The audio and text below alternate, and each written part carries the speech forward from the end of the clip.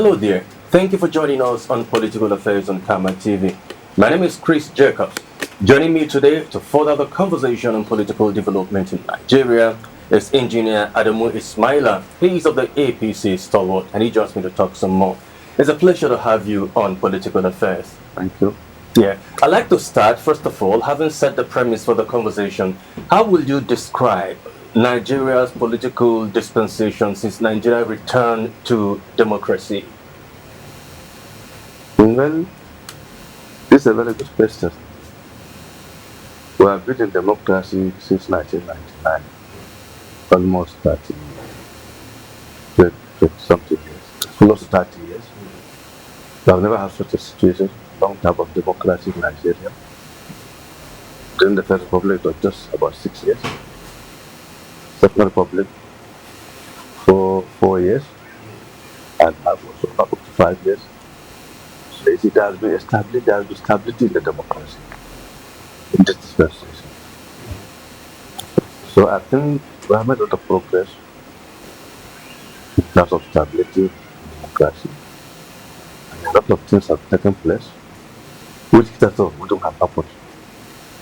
But you see, now, democracy has made roots. People are now aware and willing to participate and are patient enough to tolerate the inconsistency of democracy. I think we have gone a long way. Interesting. I'm glad that you say democracy in Nigeria is being stabilized because we have seen interruption intermittently by the military before the 1999 return to democracy, which shows that by then there was no stability in democracy. And now, going over 2 decades now with stabilized democracy without an intervention or interruption of the military, it shows that democracy is stabilized. But we have also seen in recent time a back and forth as regard to some political parties having internal wranglings. And that only came to be a few months to 2027 general elections. We didn't see that come. We didn't see that happen 2 years ago. We didn't see that happen 3 years ago. Not until general election is approaching. What will you attribute those internal wranglings by politicians as political parties? Of course, it is natural and common. When it is remaining 2 years for election, people start coming to aspire. They want to make sure they put their own in the parties, in the structure of the party, so that they have control to get ticket and so on. So this is not surprising. It's expected. It's normal. It's normal. But will you also say the defection of politicians from different political parties is normal? Some might say perhaps Nigerian political parties like ideology. That is why today you see someone from the PDP defect to the APC, tomorrow one from the APC defect to the ADC. How do we correct this? Or should we build a strong ideological base for our political parties? First of all, these parties were not built on the ideologies to start with. So you cannot say we should have the ideology. They were not formed by politicians on their own. Okay? They are given to us by the military. So you choose where to go to. All their constitutions are very similar. So there's no the ideology is the same. It's the same. So if you are not comfortable with this place, you go there because the principles are all the same. So politicians are looking for political parties as a wing that they could ride on to get to office. What is a vehicle? To get to power. Yeah. That's the reason. Another thing that has drawn a lot of concern is that most of our elections are characterized by litigations. You could see that at the end of it, it is the court that becomes the determinant who wins the election at the expense of a greater majority of voters who cast their vote for a particular candidate. But at the end of it, we see that the court is the one that determines who is the winner. Why have our elections always been characterized by litigations? This is based on the Electoral Act. But the Electoral Act now has been provides for such things to happen. Okay? You get it? That's the reason. If the electoral say, it's only INEC that will determine who wins election, that would be a different thing. But they say you have to go to tribunal. From tribunal you go to appeal court, to go to Supreme Court, and so on. So ultimately, The judiciary is supposed to is the one that goes to retirement. It's now the arbiter. They didn't put themselves there to play that role. It's the act that gave them that role. So you cannot blame anybody. So it is the role they are playing. Yes. Well, there is this thing that happened recently, and a lot of Nigerians are not happy with the stand of INEC as well as the government, talking about the infusion of might into the African Democratic Congress. You are not of the ADC, neither are you speaking for the ADC, but I just want us to look at it, whether or not that could hamper and undermine the credibility of the election. As we speak, the ADC is going for their convention, and they were allegedly denied Eagle Square. And today, as we speak, they got a venue known as Rainbow Center. And as we speak now, there have been deployment of some, masked men who want to, hinder the members of the ADC from accessing the venue. Does that speak well of democracy? Anyway, first of all, I don't know the role of the role that INEC is playing ADC. I don't know the court ruling regarding their issue, so I cannot comment on that. I will not say INEC has done the right thing or the wrong thing. This is not my business. I'm not ADC. I'm from APC, so I don't know what's happening in that place. But so I'm coming. Yeah. So that I will not answer that question the way you have asked it. And the issue of the convention venue. First of all, the Eagle Square is being managed. It's not a free thing. You rent it. Yeah. From the FCT, Abuja Investment Development Company. They are the ones that handle this Eagle Square. If you want, you go and rent. If it is booked, they can't give you. I don't know. Maybe it has been booked by some organization also, not only for rallies or conventions. So the ADC can go and look for venue and pay for it. Yeah. So I don't think that is something wrong with the system. All right. Before we take a break, our elections in Nigeria, apart from being characterized by litigation, we have also seen voter apathy building up every now and then. You could see a young man say he will not go out to cast his vote. Why? Because even if he does go out to cast his vote will not count. How do we build trust on INEC, and what should INEC be doing so that, I know that political parties are the ones that are supposed to galvanize support, for their parties and their candidates, but generally speaking, we should be able to discourage this voter apathy. A lot of people don't even have voters card because they don't trust the system. How do we make INEC to be trustworthy? Well, I don't think it's INEC that is the problem. It's the populace that is the problem. Okay. And I also don't blame people for having apathy to elections. You see, their expectations are always not met. By the politicians. Of course, by the politicians. Yes. Of course. You see, politicians are elected for something to be done to the public, to the populace. They need development. They need healthcare provision. They need education and such. If these are not forthcoming, people have to be discouraged. And I think, and the youth are now, they don't have employment.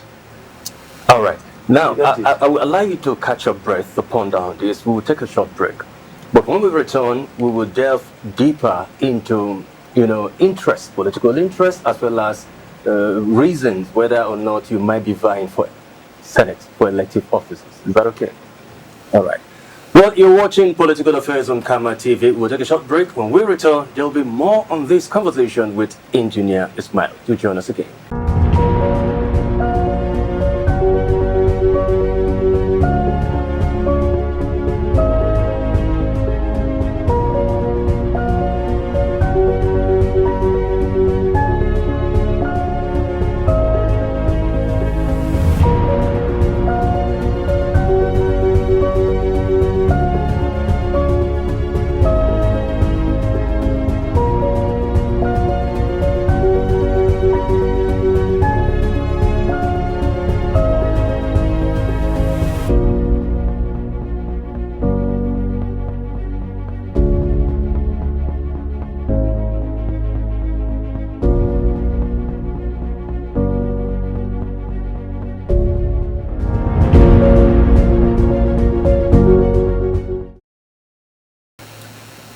welcome back. If you just join us, you're watching Political Affairs on Kama TV. I have been speaking with Engineer Adamu Ismaila.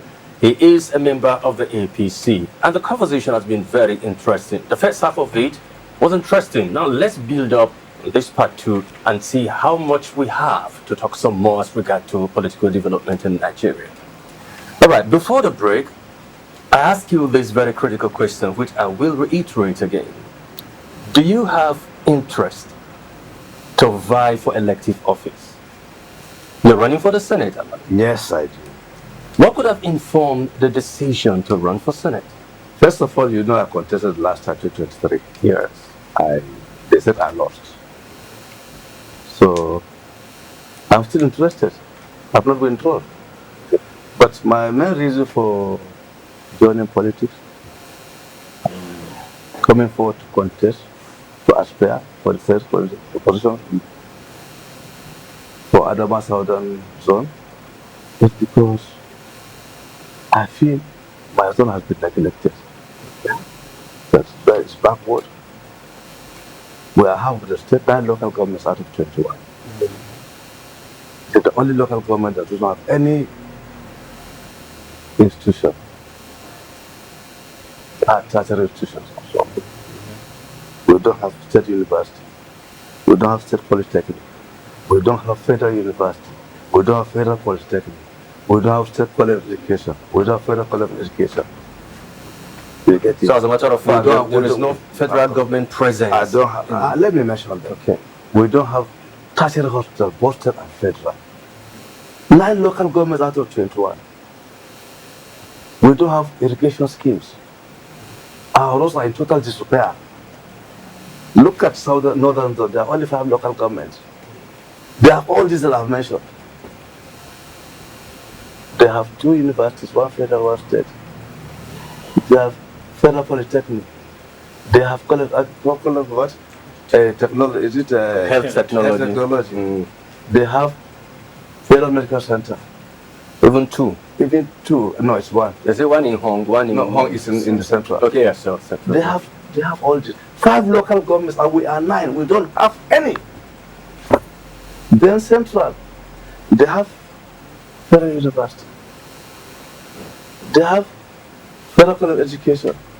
They have state polytechnic. They have teaching hospital. They have state college of education home. And they have federal medical center home. 7 local, we don't have any. Is that fair? That's not fair. Is that fair? It's not. So who do you blame now? I blame we people of Southern Zone.